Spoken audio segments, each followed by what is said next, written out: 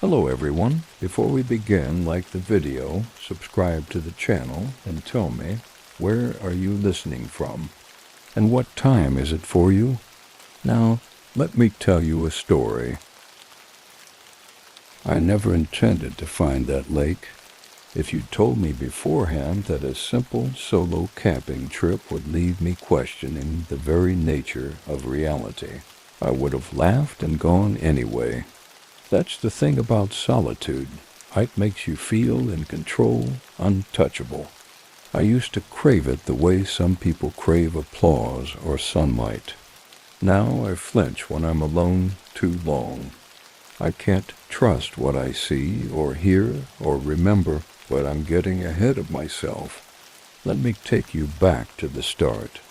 Before the lights on the water, before the compass spun, before the trees started moving, the trip was my own invention, a reward for making it through another brutal year of work without losing my mind. I'd been dreaming about it since February, when the city's cold gray walls felt like they were closing in. By July, I had a solid plan. Pack up, drive north until the roads turned to gravel, and find a lake that didn't appear on most maps. One of the old ones, fed by a glacier and surrounded by nothing but silence. I pored over topographic charts and ranger forums for weeks. Eventually, I found a mention of it, not a name, just a cryptic comment in a forgotten thread. If you go past Cradle Rock and turn east at the fork with the dead pine, there's a lake about 2 miles in. No trails, no campsites. Cold as hell. Beautiful, though. Like glass. It was buried deep in a post about fishing spots that had 0 replies and hadn't been updated in years. Exactly the kind of place I was looking for. I cross-referenced the landmarks, found the closest marked trailhead, and made my plan. I'd park off Forest Road 68, hike in solo, set up camp on the shore, and spend 4 days doing absolutely nothing. No phone, no emails, just me, a journal, and the woods. It was supposed to be peaceful. The drive up took longer than expected. Once I left the main roads behind, the forest swallowed everything. Ponderosa pines and Douglas firs arched overhead in dense, interlocking canopies. The last 30 miles were slow going, a single-lane dirt track full of switchbacks and washouts that tossed my old Subaru around like a toy. But I made it. The parking spot wasn't even a real lot, just a gravel pull-off surrounded by trees that looked like they'd been standing for 200 years. No other cars, no signs, just the way I liked it. I hoisted my pack, locked the car, and started walking. The first mile followed a long abandoned fire road, overgrown but still navigable. I passed Cradle Rock just as expected. A massive boulder split in 2 like an egg, half of it hanging over the edge of a ravine. Then came the dead pine at the fork, still standing, its blackened limbs stretching like skeletal fingers into the blue sky. I turned east. That's when the trail disappeared entirely. For the next 2 miles I bushwhacked, navigating by compass and sun, my topo map tucked into a weatherproof sleeve strapped to my chest. But then, suddenly, it opened. One moment I was fighting through ferns up to my chest, and the next I was standing at the edge of a basin. The lake sat before me like a secret the earth had been trying to keep. It wasn't large, maybe 300 feet across, but it was perfectly round. The water was so still I could see every tree reflected upside down in its surface. No birds, no bugs, no wind, just silence. And cold. Even in the heat of late July, the air around the lake felt different, thin and sharp, like the altitude had suddenly spiked. My breath came out in visible puffs. I checked my altimeter, 7,400 feet. Not extreme. Nothing that should have made it feel like I was standing on a glacier. But I was sweating from the hike, and the lake looked inviting. I ignored the chill, scouted a flat patch of grass about 20 yards from the water's edge, and began to set up camp. My one-person tent went up quickly. I laid out my sleeping bag, arranged my gear, and filtered water from the lake with my pump. The water came up cold and clear, cleaner than anything I'd tasted in years. It left a faint, metallic aftertaste, but I assumed that was just mineral content from the glacier. By the time I finished boiling water for dinner, instant chili mac, the sun was dipping low behind the ridgeline. The light turned golden, then copper, then indigo. I sat by the lake with my titanium mug in hand and watched the trees blur into silhouettes. That's when I saw them. At first, I thought it was a trick of the fading light, just reflections, maybe moonlight catching waves. But the water hadn't moved all evening. Then the lights rippled across the surface, not from above, but from beneath. Gentle at first, like bioluminescent tendrils flickering just below the glassy surface. They weren't steady, they pulsed, bright, then dim. Blue, then green, then violet. I set my mug down, not taking my eyes off the lake. The lights moved in slow arcs, forming patterns that seemed almost deliberate. Circles, spirals, lines that intersected and split. Then they vanished all at once, leaving the water dark and still. I stood up, heart racing. No sounds, no insects, no breeze. Nothing. I called out, "Hello?" More to fill the silence than anything else. My voice didn't echo. It just stopped dead like the trees absorbed it. A cold pressure settled behind my eyes. The kind that makes you squint involuntarily, like a migraine coming on. I blinked hard and forced myself to breathe slowly. "Just tired," I muttered. "Just altitude and exhaustion." I retreated to the tent, zipped the fly tight, and crawled into my bag. I'd document everything in the morning. Maybe it was a rare mineral in the water. Maybe I was hallucinating from dehydration. Maybe it was nothing. That night, I dreamed of geometry. I can't explain it better than that.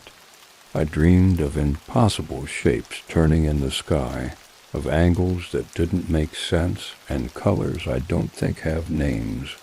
I woke at least 3 times, gasping, drenched in sweat despite the cold. Each time I reached for my headlamp, clicked it on, and pointed it toward the tent's ceiling, just to see something human-made, just to anchor myself. At one point, maybe 3 o'clock a.m., I heard a splash, a single, quiet plunk, like a stone dropped into still water. Then silence again. Morning came in a burst of gray light. I sat up slowly, head pounding. My breath came out in short, uneven bursts. I unzipped the tent and looked outside. Something was off. At first, I couldn't tell what. The sky was the same pale overcast as always. The lake still mirrored the forest. But the air felt wrong, heavier, electric. Then I noticed the trees. They weren't where I remembered them. I stepped out, barefoot, and looked around. The clump of cedars I'd used as a windbreak the night before had moved, not drastically, but enough that I had to double take. The ridge line above the lake had changed too. A rocky outcrop that had jutted like a jaw was gone. In its place stood a narrow spire of stone I swore hadn't been there. I spun around, disoriented. The trail I'd cut into the clearing The branches I'd bent aside, the dirt I'd scuffed, was gone. The underbrush looked untouched. No sign I'd ever walked through it. My campsite was still here. Tent, pack, fire ring. But everything else had shifted, tilted, rewritten. I grabbed my compass. The needle spun once, twice, then settled. South. Then it rotated again, pointing east, then north. Then it began to spin slowly in place, as if unsure of anything. I checked the map. Nothing matched. The ridgeline didn't align. The lake's position didn't make sense. The sun, barely visible through the cloud cover, seemed to hang in a direction that defied every direction I had marked. My GPS didn't help, no bars, just a blinking red dot and the words searching for satellites. I stood at the edge of the lake for a long time. It was so quiet I could hear my own pulse. The surface remained still, but I knew without any doubt that something beneath it was watching. I stayed by the water's edge longer than I should have. I must have stood there, unmoving, for 20 minutes, maybe longer, just staring into that near flat surface, waiting for the lights to return. They didn't, but the feeling that something was watching never left. It stayed coiled behind my ribs, growing heavier by the second, like gravity had shifted to rest on my chest. Eventually I tore my eyes away and forced myself to think. The rational part of my mind, what was left of it, told me to pack up and leave. Now, just get my bearings and head back to the car. I didn't care if I had to bushwhack through 40 miles of underbrush. Whatever was happening here wasn't worth understanding. Not anymore, but the problem was I couldn't get my bearings. Nothing aligned, not the landmarks, not the compass, not even the trees. And I know that sounds stupid, not the trees, but I'm telling you, they weren't where they were supposed to be. Entire stands of pine and cedar had shifted positions. A ring of birch that had stood 20 yards from my tent was now scattered like dice, each trunk in a different place. The forest had rearranged itself overnight, and if that doesn't terrify you, it should. I went back to the tent and began tearing it down. It felt like a crime to look away from the lake, like turning your back on a predator you know is there but can't see. But I forced myself to move quickly. I packed the bag with tight, practiced movements, muscle memory overriding the shaking in my hands. By 8:30 a.m. I was ready to go. I slung the pack over my shoulders, double-checked my supplies, and faced the tree line. And that's when I noticed something else. My footprints, the ones I'd left yesterday in the soft soil near the lake, were gone. Erased, but new ones had appeared. Not mine.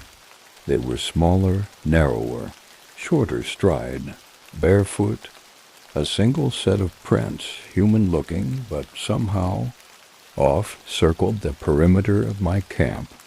They crossed my fire ring, passed by my tent, even stopped directly outside the tent flap where I'd slept last night. I squatted beside one and stared at it.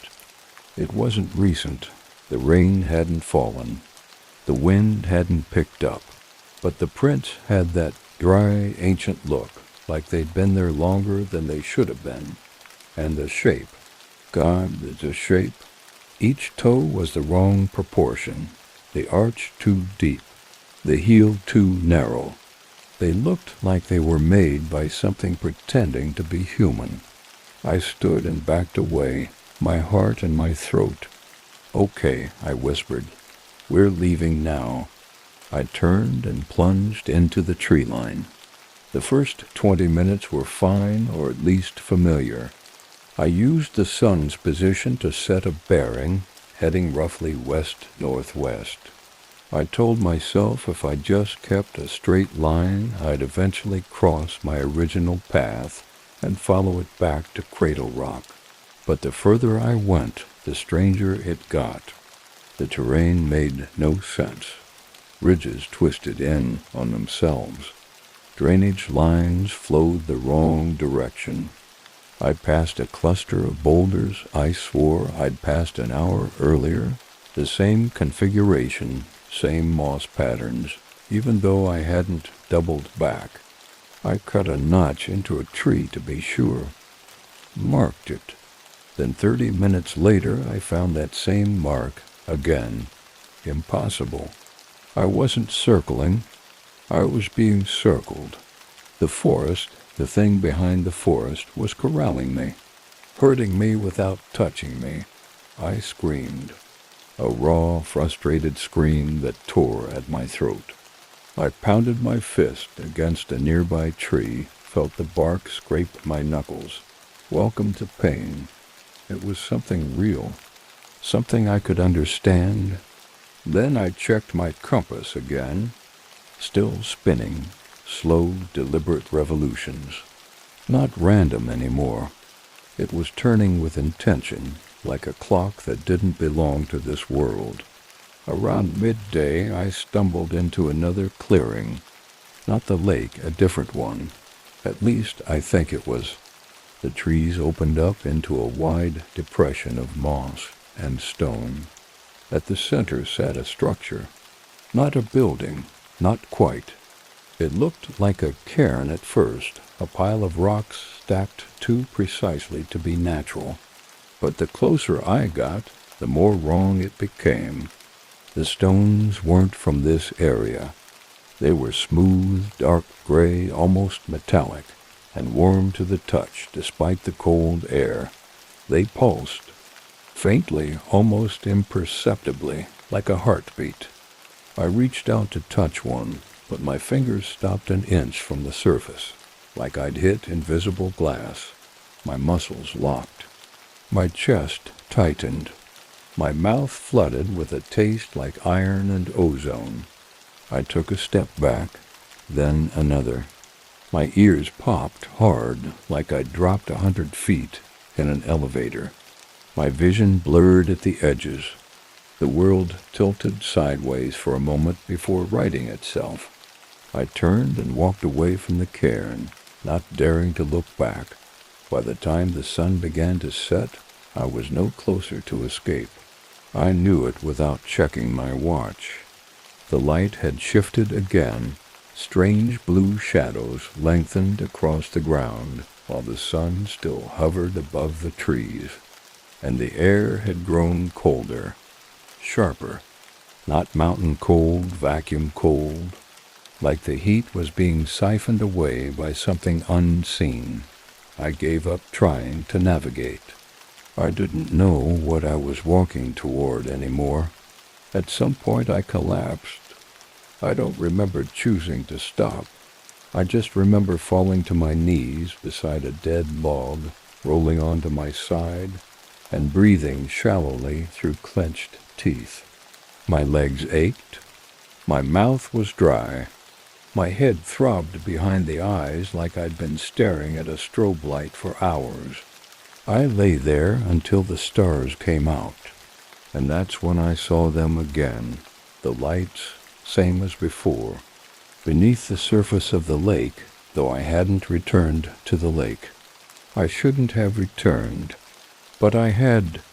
I sat up slowly and realized I was back at the water's edge. My gear was gone. No tent, no pack, just me and the lake and the lights. They rippled across the surface in perfect silence. Blue, green, violet, gold. They pulsed in rhythm, hypnotic, like a code I wasn't meant to understand. And then they formed a shape. Not a symbol, not a face. Something else. A concept burned into the water itself, too large to comprehend, but too precise to be random. It felt like the lake was thinking, like it was remembering. and I was caught in the memory. Then came the voice, not spoken, not heard, not even in my own mind, just present. It said, "You are small." I fell to my knees. The water moved. Not a ripple, not a wave, just a shift in perception, like the surface inverted itself. The stars above were now below, and the forest reflected in the sky, and I couldn't tell which way was up anymore. I screamed, but no sound came. The world snapped. I woke on the forest floor, clutching my pack. The tent was pitched. The fire ring was cold. My boots were muddy, my clothes soaked with sweat. The sun was rising. Everything looked the same as it had the morning before, except the prints were back, this time deeper, closer, and my compass now pointed straight at the lake, no matter which direction I turned. I don't remember falling asleep. I don't remember returning to camp. But when I woke again, I was back inside my tent, and everything looked like it had the day before. That's the worst part of this place. The surface reality keeps resetting. The forest rearranges itself like a stage production, carefully rebuilding the same scene, but with something just a little bit off. A tree out of place. A boulder that's the wrong shape. A sound missing from the background. This time it was the light. The sun was rising again, but it wasn't the same sun. The light had a blue tint, faint but unnatural, like moonlight pretending to be morning. It made my skin look sickly. My breath fogged in the air, though it couldn't have been below 50 degrees. I unzipped the tent and stepped out into the clearing, and I realized immediately that something had changed overnight. The lake was closer, not by a little, not by trick of memory, closer. The water, which had been a good 20 yards from my fire pit the first night, was now lapping just 5 feet from my tent, and it wasn't calm anymore. It wasn't rough, not exactly, but the surface undulated in slow, wide ripples, moving in patterns too steady, too mathematical to be caused by wind, like the whole body of water was breathing. I watched it move for nearly a full minute before I noticed something else. My fire pit was gone, no trace of ash, no ring of stones, no blackened soil, just grass, untouched. I spun around, heart rate doubling. The trail behind my tent, the one I'd stomped into the underbrush on day one, was gone too. Not overgrown. Gone. As if I'd never walked through there. Never set foot in the forest at all. Only one set of footprints remained, the same ones as before. Barefoot, narrow, wrong. They led from the edge of the woods straight to the tent, and then around to the water. I grabbed my pack, checked my knife, and did what I should have done yesterday. I tried to leave. Not wander. Not scout. Leave. I took a straight line west, bushwhacking hard, using the sun's faint glow as my compass. But again, within the hour, I was back at the lake. I don't mean I thought I was back. I mean I stood under a specific leaning pine I'd passed before, with the exact same lightning-split trunk and the same twisted roots. I found the impression where my tent had been, the same patch of crushed moss, the same wet stone I'd used as a camp stool. And when I stepped to the edge of the water, shaking, breath shallow, I saw something waiting. Not a reflection, a silhouette. It stood beneath the surface, just far enough down that the details were obscured by light distortion. At first, I thought it was a trick of the water, just a mirage caused by sunlight and shadow. But then it moved, not with the water, against it. Its limbs, if that's what they were, moved independently, slowly, deliberately. I dropped to one knee at the shoreline and stared. I couldn't see a face, couldn't make out features, but the outline was humanoid. 2 arms, 2 legs, something like a head, only stretched, twisted, distorted as if drawn by someone who had never seen a human but had heard one described in a dream. And it was watching me. I could feel it, not with my eyes, not even with my body.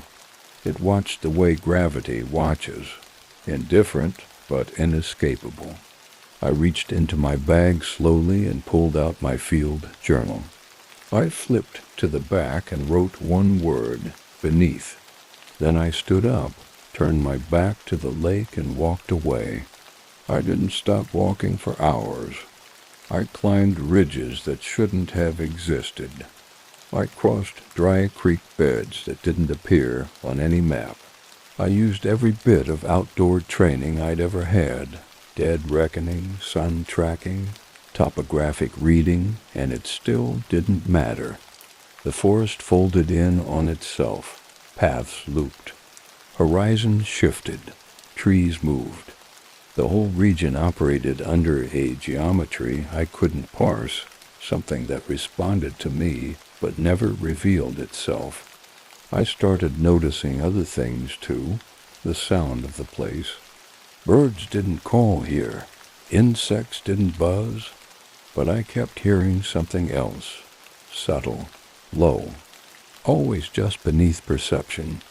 Not quite a hum, not quite a tone, like the feeling you get standing beneath high-voltage power lines, but in your bones. It followed me, shifted as I walked. Sometimes it grew louder, sometimes it pulsed. Once, just once, it shaped itself into syllables, a sound like cracking ice and dragging stone, forming 2 words. Come see. I stopped walking. I turned slowly. The voice didn't repeat itself, but the feeling did, that subtle gravitational pull. Not on my body, but on my attention. Something was drawing me back toward the lake. Not just physically, mentally, my thoughts kept circling it. My memories kept warping around it. Like everything that existed outside its reach was rotting, going soft at the edges, and I realized with slow, dawning horror, it didn't want me to leave, not because it needed me, not because it was malevolent, but because I was interesting, a curiosity, an intrusion into its quiet, frozen logic. I wasn't a threat. I was an experiment, a single data point it wanted to study until there was nothing left of me but patterns in the soil. And still, I walked back.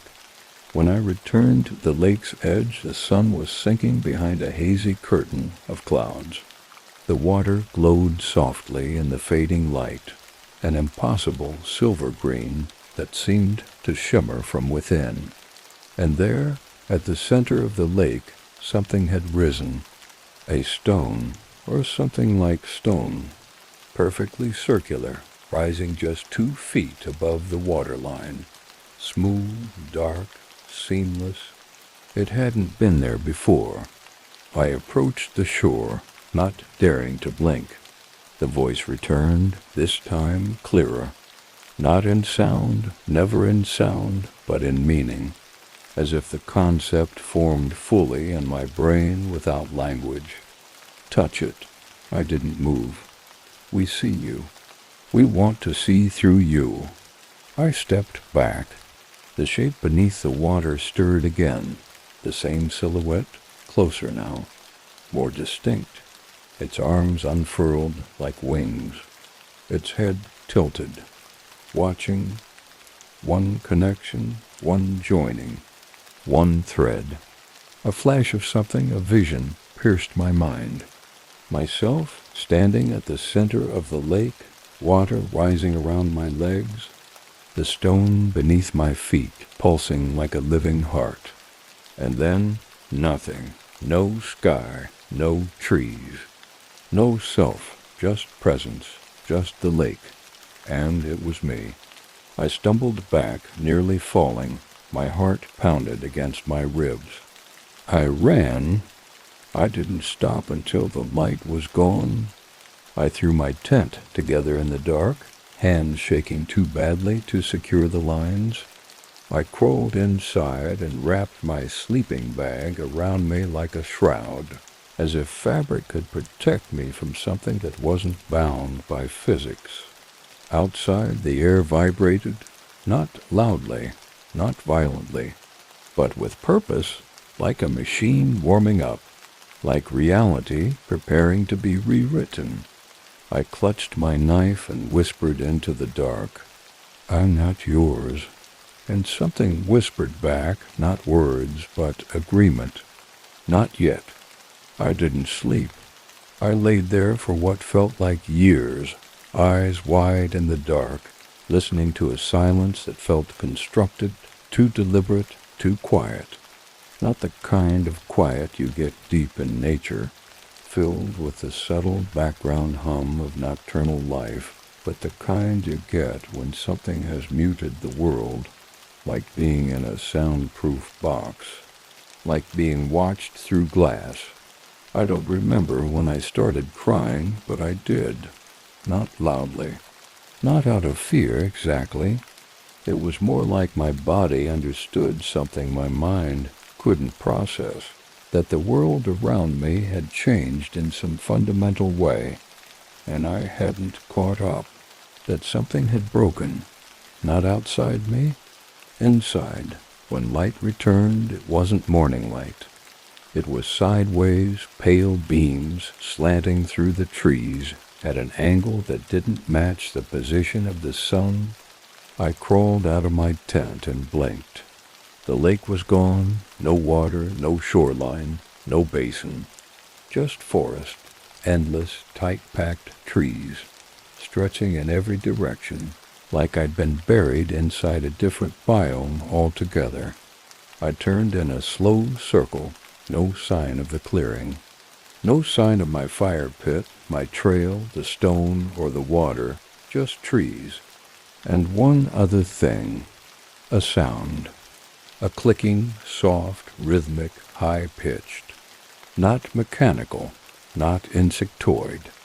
It came from every direction, and none, echoing between the trunks without a clear source. I turned slowly, knife still clutched in one hand, my other gripping the strap of my pack like a lifeline. The clicks got louder as I moved, not closer. Just more of them, as if each step triggered new ones, like walking into a pressure-activated hallway. The force started to change around me. Gradually, subtly, the trees grew taller, their trunks smoother. Moss disappeared. Underbrush thinned to nothing. I was walking across bare, black soil that smelled faintly of iron and burnt ozone. The trees began to lean inward, like ribs, and ahead, through that skeletal tunnel, I saw something impossible. Myself? He stood about 30 feet ahead, in the middle of the path. Same clothes, same backpack, same mud-spattered boots. He was turned slightly away from me, looking toward something in the trees. I froze. My vision blurred at the edges, like heat rising off asphalt. Nausea twisted through my gut. My breath caught in my throat. It's not you, I told myself. But it was. The other me turned and smiled. Not a malicious smile, not warm either, just empty, like someone trying to mimic the act without understanding the feeling behind it. The way a toddler might mimic a parent or an animal bares its teeth without knowing why. It raised its hand and beckoned, then turned and walked into the trees. I didn't follow. I couldn't follow. my legs locked, my lungs stopped. My body refused to move, as if obeying some ancient instinct that said, "This is where the boundary is. Don't cross." I turned and ran the opposite direction. The clicking stopped. All of it. Total silence descended like a guillotine. When I stopped running, I was back at the lake. Not the version I'd left. A new one, wider, deeper. Its surface covered in a thin layer of mist that clung low, like breath held in place by invisible lungs. And at the center, the stone was gone. In its place stood a structure, impossible to describe in clear terms, but I'll try. It looked like a platform made of dark, liquid glass, not floating, but existing above the water without touching it. Around it circled thin, tall shapes. Not columns, not bodies, something between, like silhouettes trying to be both. They moved in unison, rotating around the platform in slow, graceful loops, not floating, not walking, just existing in motion. My head throbbed from looking at them too long, but I couldn't look away. Then a new voice, clearer than before. Not sound, thought. The fracture widens. The lake shimmered. Not the surface, the concept of it. I felt it in my bones. You are near the center. My knees buckled. I dropped into the cold grass, eyes locked on the figures. We are not invaders. We are thresholds. I tried to speak, to shout, but my mouth wouldn't work. I couldn't feel my tongue. My jaw hung useless. You stepped beyond your shape. Now we study. I managed to whisper. What do you want? The air trembled. Pattern. Then I felt it. A vibration inside my skull. Not pain, not noise, movement. Like thoughts being rearranged, like memories shifting places. And I remembered something that hadn't happened yet. I was lying in the lake, water above, sky below. The light was gone. I had no name. I had no shape, just awareness. It moved through me, not touching, becoming. I came to on my back, face to the sky. I don't know how long I'd been out. The clouds above me pulsed with faint colors, too faint to name, and the air hummed again, low and steady. My backpack was missing, so was my knife. My field journal lay open on the ground beside me. Every page was filled, but not with my handwriting symbols, dozens of them. Circles inside circles, jagged lines, strange glyphs.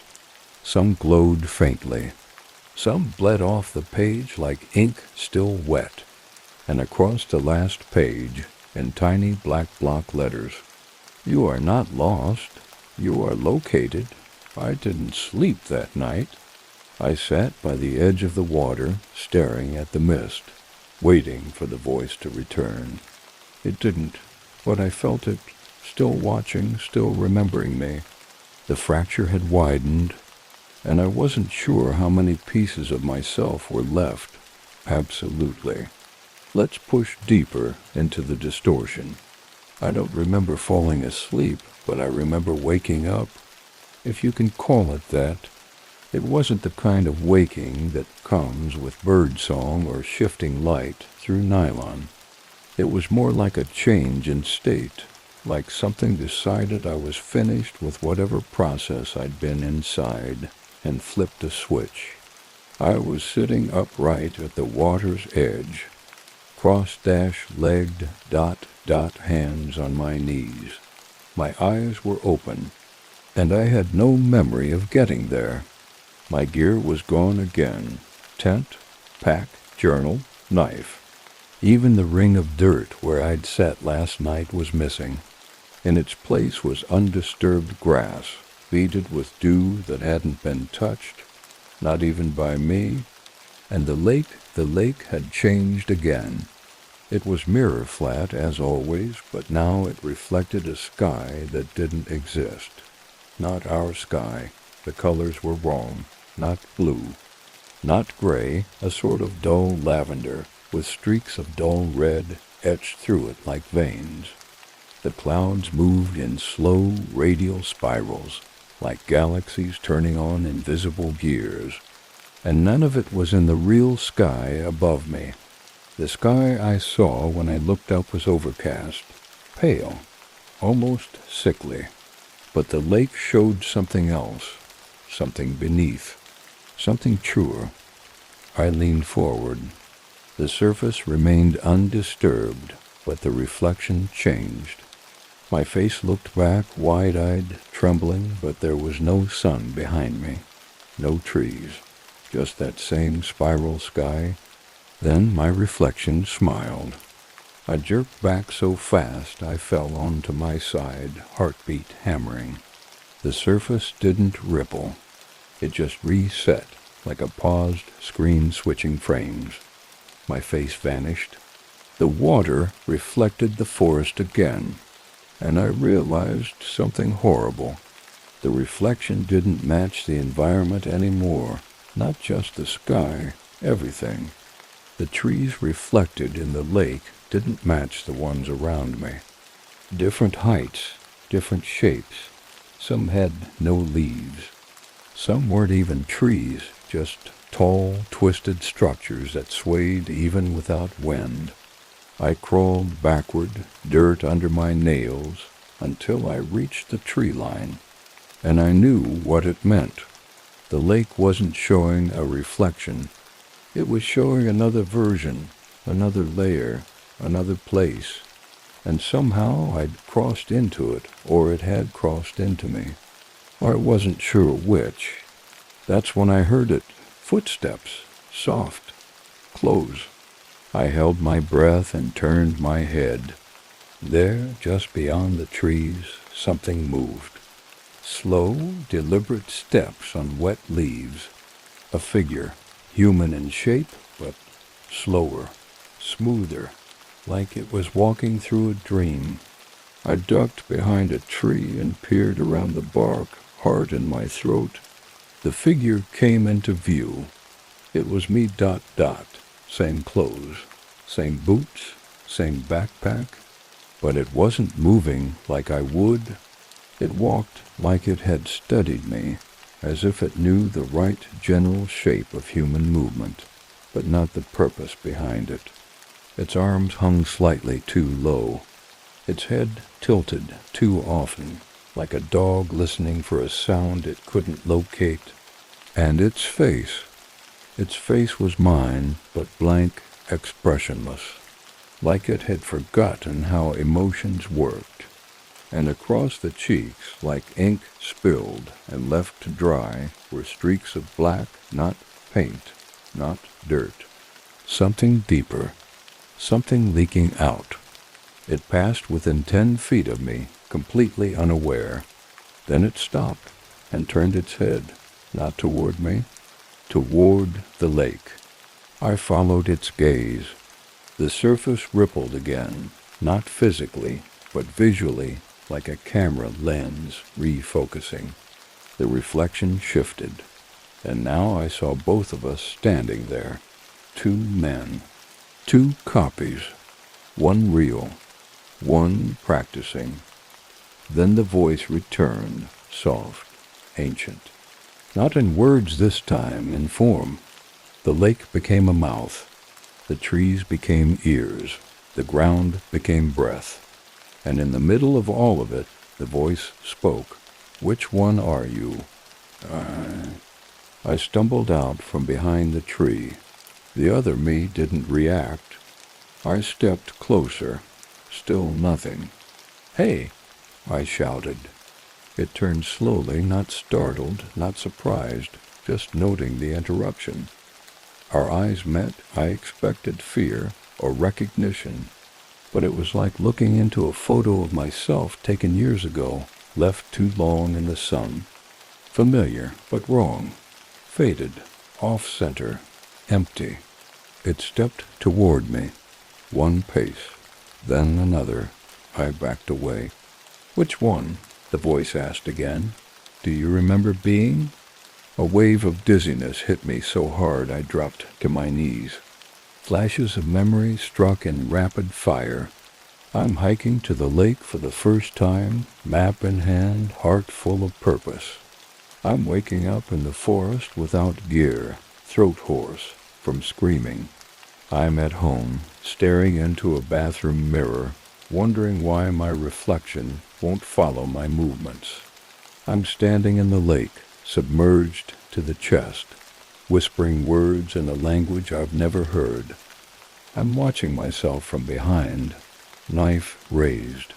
I'm waking again, always waking again. I screamed, not from fear, from loss. Something was gone. Something vital, the sequence of events, the thread, the order. I couldn't remember which day had come first, which path had led to which outcome. I couldn't even remember my last name. The other me stood still, head tilted. Then it said softly, "Not you," and walked into the trees. Gone. I don't know how long I sat there. Eventually I made myself move. I walked back to the lake. The surface still shimmered, still showed the spiral sky. But the silhouettes were gone. The stone platform was gone. Only the water remained, waiting, reflecting, recording. I whispered, "Am I real?"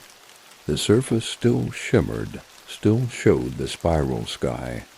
But the silhouettes were gone. The stone platform was gone.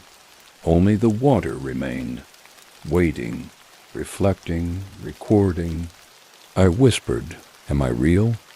And the lake whispered back, "For now."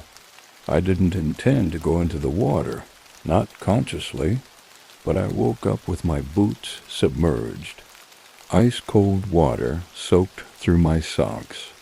The numbness had already reached my shins by the time I became fully aware of where I was, standing knee-deep in the lake, arms hanging limp, head tilted forward like I'd been sleepwalking, or drawn.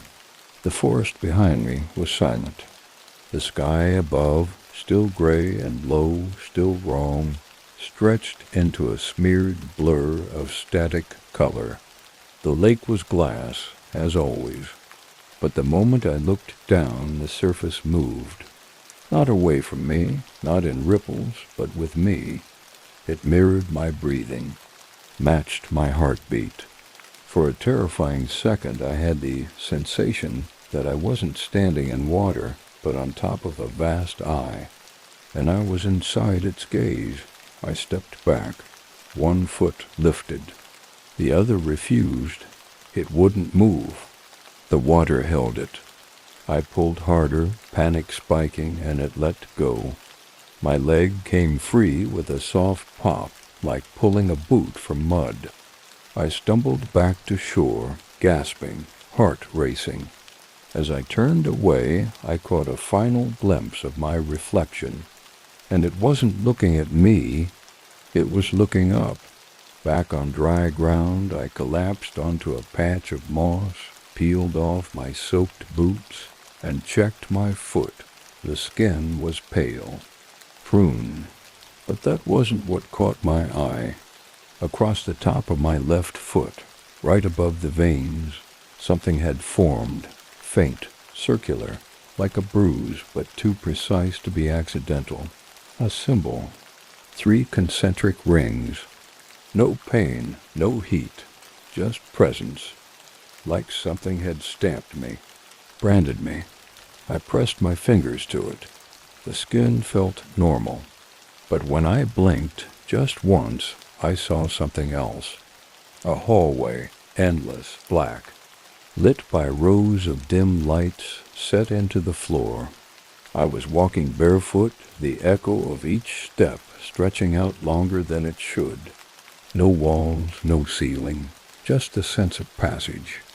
of movement through space that wasn't built by human hands, and ahead, always just out of reach, a shape.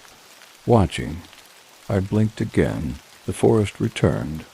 The bruise was still there.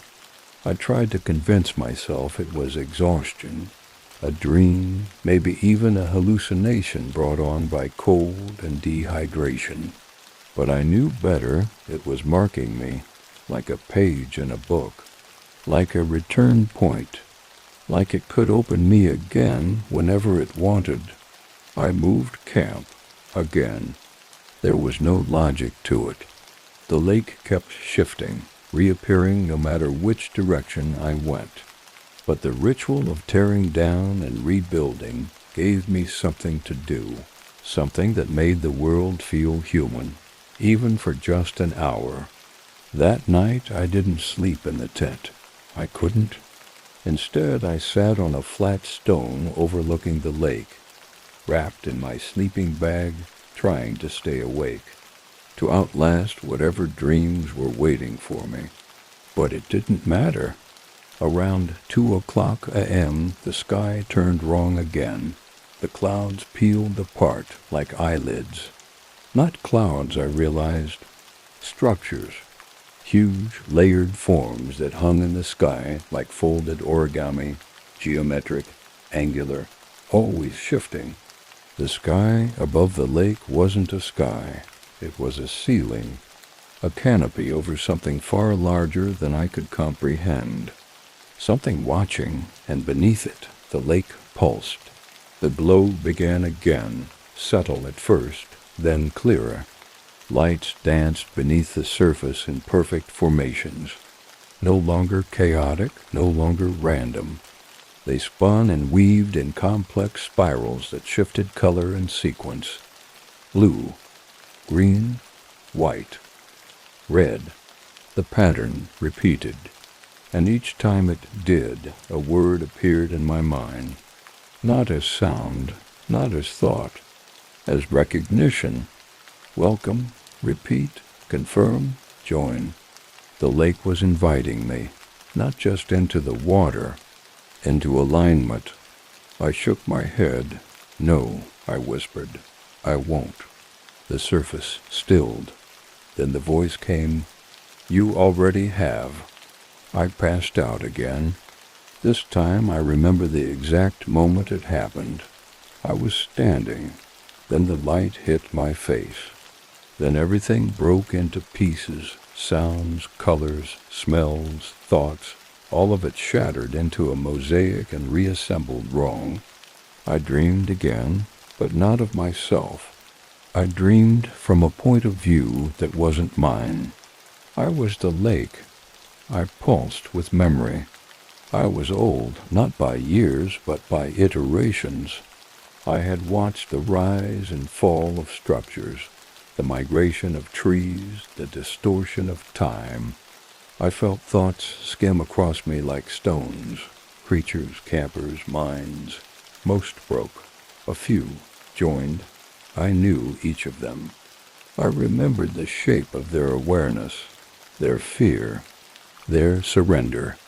And now I watched a new one, a soft one, me. I woke screaming, dirt in my mouth, sun in my eyes. I scrambled backward, hyperventilating, but the lake was calm again, worse, inviting, like none of it had happened, like it was waiting for me to decide. I checked my foot. The symbol was darker now, more defined, and a second ring had appeared. I was being drawn in, layer by layer, like the lake was peeling me open, and I still didn't know what waited at the center.